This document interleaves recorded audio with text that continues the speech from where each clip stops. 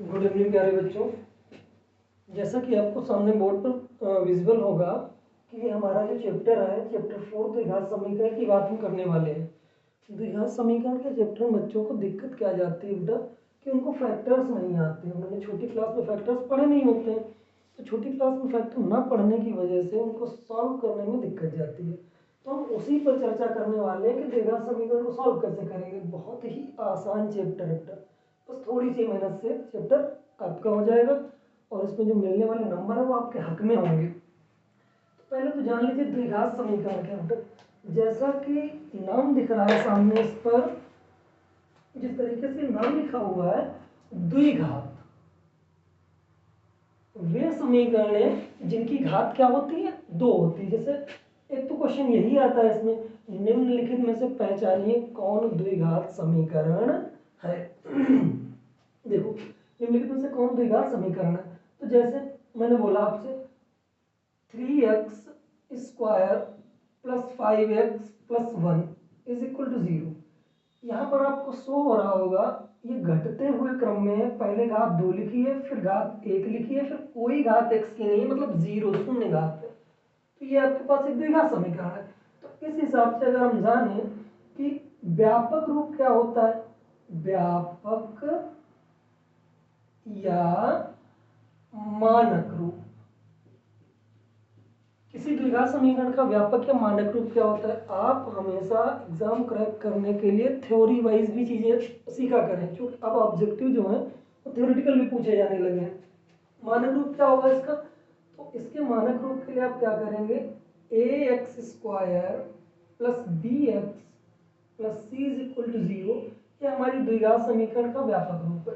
आप जब भी समीकरण लिख रहे होंगे बेटा, तो समीकरण लिखते वक्त आप इस बात का जरूर ध्यान रखिएगा कि समीकरण या तो बढ़ते क्रम में हो या घटते क्रम में, असेंडिंग और डिसेंडिंग ऑर्डर मोस्ट इंपॉर्टेंट।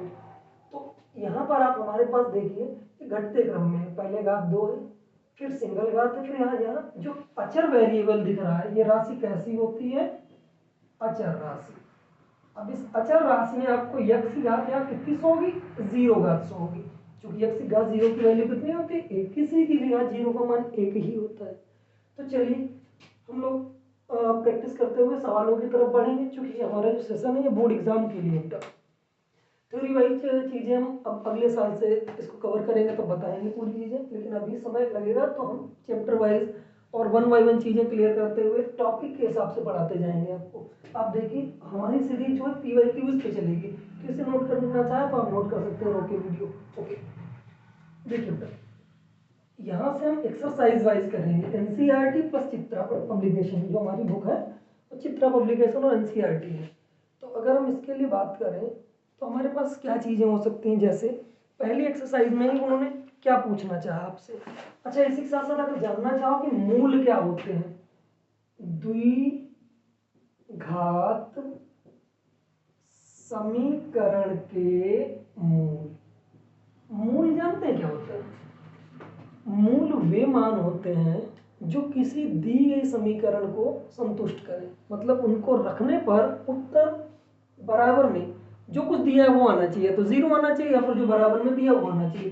तो द्विघात समीकरण, तो इसके मूल अधिकतम कितने होने चाहिए, 2 मूल होने चाहिए, अधिकतम 2 मूल होने चाहिए। यहाँ कितना होंगे, 2 मूल होंगे। तो द्विघात समीकरण के अधिकतम कितने मूल होंगे, 2 मूल। तो हम सोच के चलेंगे एक अल्फा है एक बीटा, उस पर चर्चा करेंगे हम लोग। जैसे एक्सरसाइज 4.1 को अगर हम देखना चाहें तो क्या दिया हुआ है, या मतलब लिखने में डिजिटल बोर्ड तो है नहीं, और अगर मैं क्वेश्चन लिखूंगा तो उसमें लगेगा समय।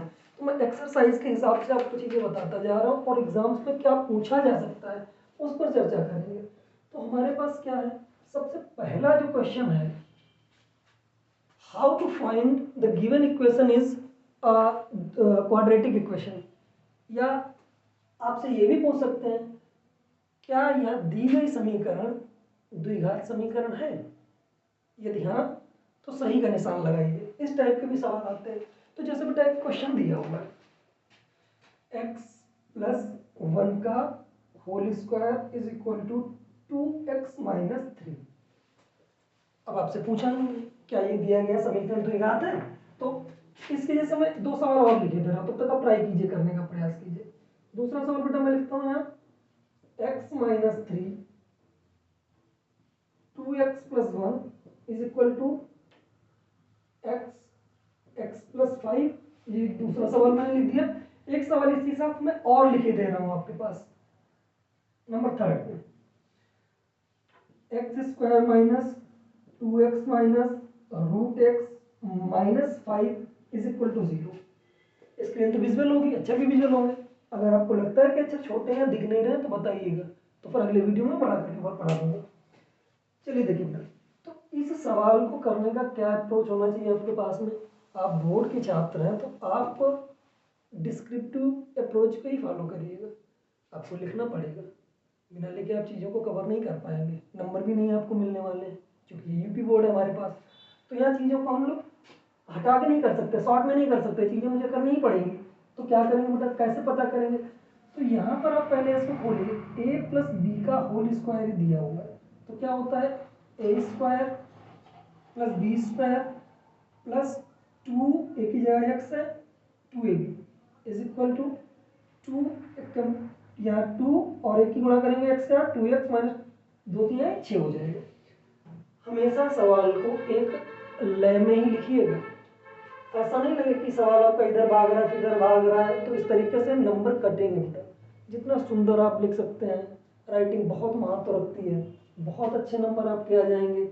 इंटर भी आप अच्छे से कर लीजिएगा तो आपके नंबर अगर अच्छे आते हैं तो फिर आप कहीं अच्छी जगह एडमिशन ले सकते हैं। जहाँ एंट्रेंस होता है तो वहाँ तो कोई दिक्कत नहीं, जहाँ परसेंटेज की बेस पे होता है जैसे डी वगैरह दिल्ली यूनिवर्सिटी में, तो वहाँ पर आपको चीज़ें परसेंटेज चाहिए ही चाहिए बेटा। देखिए तो इस सवाल को जब करेंगे तो इधर का 2x प्लस का और ये इधर वाला प्लस का कट जाएगा, तो समीकरण बची एक्स स्क्वायर और 6 इधर आने पर प्लस का हो जाएगा इज इक्वल टू यहाँ 0। एक्स स्क्वायर प्लस 6 7 बराबर 0। आप देख सकते हैं ये हमारे पास क्या है, द्विघात समीकरण है। एक्स स्क्वायर प्लस 7 क्या है हमारे पास, यह एक द्विघात समीकरण है। अगले सवाल पे आप जाइए, चेक करिए, घात हमें 2 मिलनी चाहिए। यहाँ चेक करिए, 2 की गुणा एक्स में पहले करिए, एक एक स्टेप बाइज करिए। पहले 2 की गुणा एक्स में करिए, फिर 2 की गुणा 3 में करिए, फिर 1 की गुणा एक्स में करिए, फिर 1 की गुणा 3 में करिए। इस टाइप से आप बढ़िया अप्रोच लेके आपकी चीजें सही हो जाएंगी। 2 एक कम 2 और यहाँ एक्स एक्स हो जाओ बेटा एक्स स्क्वायर और 2 3 आई माइनस के 6x और 1 एक कम प्लस और यहाँ भी प्लस प्लस का x प्लस की गुणा माइनस से माइनस 3 एक कम 3। आगे बढ़े, x और x गुणा बेटा एक्स स्क्वायर 5 और x गुणा 5x। ओके देखिए आप ये 2x स्क्वायर है, इधर 1x स्क्वायर है, इधर लाके आप घटा दीजिए। 2x स्क्वायर से 1x जाएगा तो 2 तो खत्म हो जाएगा, सीधे x स्क्वायर बचेगा। अब आपको आगे करने की जरूरत, वैसे सवाल तो आपको पूरा ही लगाना पड़ेगा, लेकिन आप जानना चाहते हैं क्या एक द्विघात समीकरण है तो उत्तर है यहाँ दी गई समीकरण एक द्विघात है, बाकी आप आगे सॉल्व कर लीजिए। चलिए कर ही दे रहे हैं, 6 में से 1 गया 5x, उधर वाले 5 उठ के इधर आएंगे माइनस के 5x और ये माइनस का 3 बराबर 0। तो x square minus 5 5 10x minus 3 बराबर 0। यह एक प्रॉपर द्विघात समीकरण बन गई है आपके पास। क्लियर है। फिर आप इस सवाल पर कैसे अप्रोच करेंगे बताइए जरा सोचिए। ये जो दिया गया क्वेश्चन है बेटा, इस पर कैसे आप अप्रोच करेंगे बताइए सोच के। क्या आप इस सवाल को कर सकते हैं? चलिए बताता हूँ। वीडियो रोक के सवाल बेटा करने का प्रयास जरूर किया करें। देखने में आप अगर यहाँ ध्यान दें तो ये एक्स स्क्वायर है, तो द्विघात आप देखते ही निशान मत लगा दीजिएगा। आपने बहुपद की परिभाषा पढ़ी थी 9th क्लास में। बहुपद, बहुपद क्या होता है, बहुपद की घात नंबर 1 ऋणात्मक नहीं होनी चाहिए, नंबर 2 भिन्न नहीं होना चाहिए, और आपके पास रूट एक्स ध्यान के देख करके देखिए तो पावर में 1/2 ही तो लिखा है। तो ये द्विघात समीकरण तो छोड़िए, पहली बात तो बहुपद ही नहीं है। जब ये सवाल बहुपद ही नहीं है तो द्विघात क्या बनेगा। क्लियर है। मैं हट जाता हूँ, आप स्क्रीनशॉट ले लीजिए और चीज़ों को अपनी कवर कर लीजिए, फिर मैं आगे चीज़ें आपको बता दे रहा हूँ। शायद आपको चीज़ें बेटा विजिबल हैं या नहीं विजिबल हैं। ओके चीज़ें विजिबल हैं, ध्यान दीजिए। मैं अब साफ कर रहा हूँ इसे, और साफ करने के बाद अब आगे चीज़ें बताता हूँ। तो आपको यह एक्सरसाइज, जो इस एक्सरसाइज के क्वेश्चन आएंगे आपसे हो जाएंगे, क्योंकि इतना समय नहीं बटा, मैं एक एक सवाल आपको कर रहा हूँ। मैं टॉपिक वाइज जो चीज़ें हो रही हैं, जो पूछी जा रही हैं एग्जाम्स में, मैं उन पर ही चर्चा करूँगा केवल, अन्यथा फिर वीडियो बहुत लंबा बनेगा और घंटे घंटे के वीडियो फिर बोर करने लगते हैं। आप 15 मिनट, 20 मिनट, आधे घंटे में अगर एक टॉपिक कवर कर पा रहे हैं तो आपके लिए बहुत बेनिफिशियरी है। आप उन चीज़ों को ध्यान दीजिए। देखिए,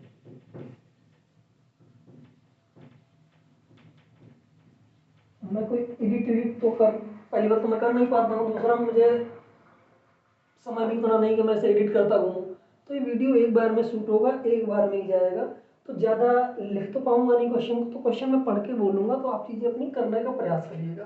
अब जैसे मैं होमवर्क में अगर आपको दे दूँ कि बेटा ये सवाल आप कर लीजिएगा अपने पास से जाके, जैसे एक क्वेश्चन है हमारे पास दिया हुआ है ट्राई करने के लिए, x+2 का होल स्क्वायर, सॉरी क्यूब दिया हुआ है, cube is equal to 2x(x²-1).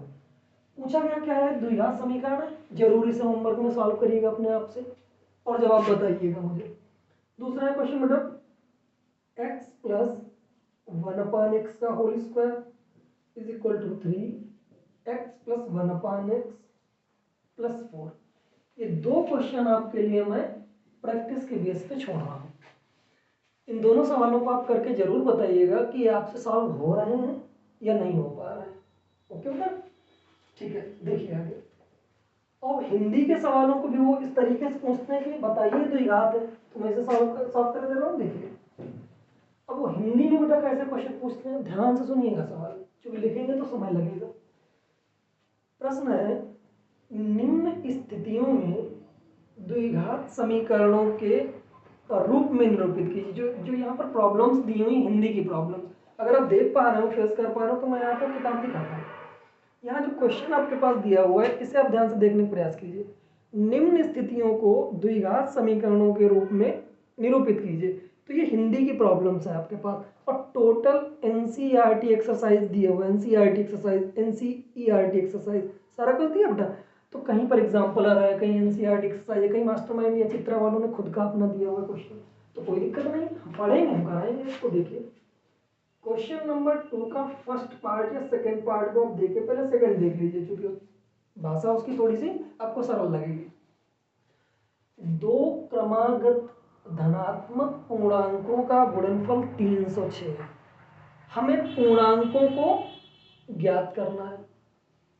दो क्रमागत धनात्मक पूर्णांकों का गुणनफल 306 है, हमें पूर्णांकों को ज्ञात करना है। यहाँ ज्ञात बात कुछ नहीं करना है आपको सबसे ऊपर जो हिंदी लिखी है द्विघात समीकरणों के रूप में निरूपित करनी है, तो उसे निरूपित करके बस छोड़ दीजिए। माने दो धनात्मक पूर्णांक, पहले आप ध्यान दीजिए, माना दो क्रमागत धनात्मक पूर्णांक, एक के बाद ही, जैसे एक होता है फिर दो होता है, तो अलजेब्रा में हम कैसे मानते हैं, पहला पूर्णांक x+1 और दूसरा x+2, या फिर x+1 मान लीजिए, आप ये भी मान सकते हो, आपके ऊपर है आप क्या मान रहे हो। x पहला और दूसरा x+1। क्लियर।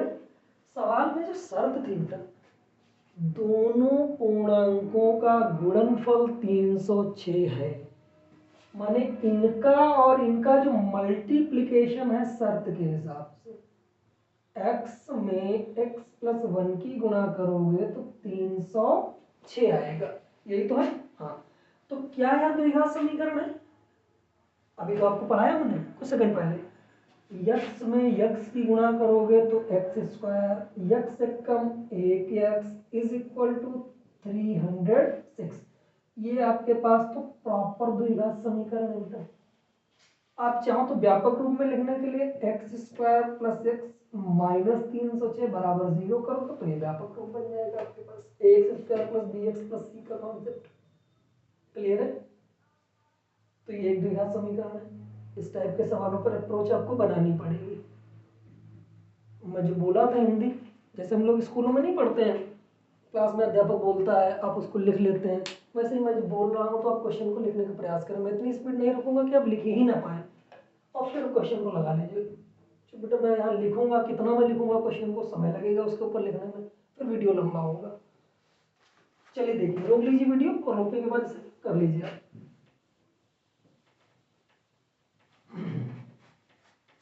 देखिए अगले सवाल की तरफ चलिए आप। तो अगला सवाल आपके पास क्या दिया है, एक आयताकार भूखंड का क्षेत्रफल। अच्छा पहली बात तो ये आयत की बात अगर कर रहा है तो दिमाग में आयत का क्षेत्रफल घूमना चाहिए। आयत का क्षेत्रफल होता है लंबाई गुणे चौड़ाई, लेंथ इंटू विड्थ। अब आपके पास में जो क्वेश्चन दे दिया है उन्होंने, आयताकार भूखंड का क्षेत्रफल। एग्जाम में हिंदी भी लिखनी पड़ेगी। हिंदी कैसे लिखेगा, बहुत सुंदर लिखिएगा। आयताकार भूखंड का क्षेत्रफल कितना दिया है, 528 मीटर स्क्वायर। क्लियर है, आयताकार भूखंड का क्षेत्रफल 528 मीटर स्क्वायर है। क्षेत्र की लंबाई चौड़ाई के दुगने से एक अधिक है। अब यहां मैं अगर मान के चलूं, माना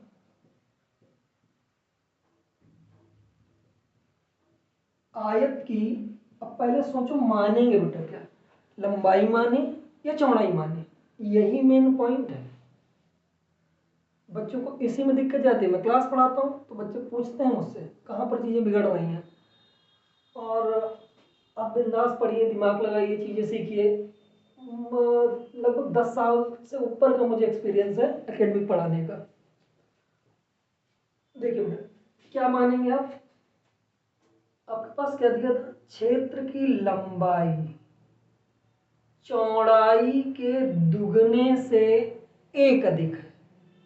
तो इस बात का मतलब है कि चौड़ाई का दुगना उससे एक ज्यादा है लंबाई। तो चौड़ाई पता कहाँ है, क्या पता है आपको चौड़ाई, नहीं पता है ना। तो पहले चौड़ाई मानो, माना आयत की चौड़ाई बराबर x। जब आप इसे x मान लेंगे फिर यहां लिखेंगे आके, तब आयत की लंबाई चौड़ाई का दुगना इंटू 2, उससे एक ज्यादा तो +1। क्लियर है, दुगने से एक ज्यादा तो +1। जैसे ही आप करेंगे तो यहाँ आएगा 2x + 1, चूंकि चौड़ाई की जगह x लिख दिया मैंने। फिर आगे की बात, आगे की बात क्या पूछ रहा है कि हमें लंबाई चौड़ाई ज्ञात करनी, आराम से आप ज्ञात कर लेंगे। तो शर्त के हिसाब से आपने ये ले लिया, तो प्रश्नानुसार क्षेत्रफल जो यहां दिया था आप यहां नीचे उतार लीजिएगा। क्षेत्रफल आयत का क्षेत्रफल बराबर, हमने पढ़ा था लंबाई गुणे चौड़ाई। क्षेत्रफल का बच्चा 528, यहां लिखिए 528 मीटर स्क्वायर। लंबाई तुम्हारे पास है 2x + 1, चौड़ाई तुम्हारे पास है x। या आगे पीछे लिख सकते हो, बराबर का निशान जो दिया हुआ इसे इधर कर दो, उसे उधर कर दो। x और x गुणा बेटा 2x स्क्वायर, एक एक कम 1x, और जो 528 आपके पास दिया है बराबर में उधर चला जाएगा। या फिर आप इधर लेके आइए माइनस का 528, ये व्यापक रूप हो गया। तो ध्यान से देखो यहाँ एक्स स्क्वायर दिया है ना एक्स स्क्वायर। अगर एक्स स्क्वायर दिया है तो यह एक द्विघात समीकरण तो हो ही नहीं, तो ये भी आपका प्रूफ हो गया। क्या पहली एक्सरसाइज में दिए हुए सवालों को आप आसानी से कर सकते हैं। मैं हट जाता हूँ, वीडियो रोक के इसको नोट कर लीजिए आप।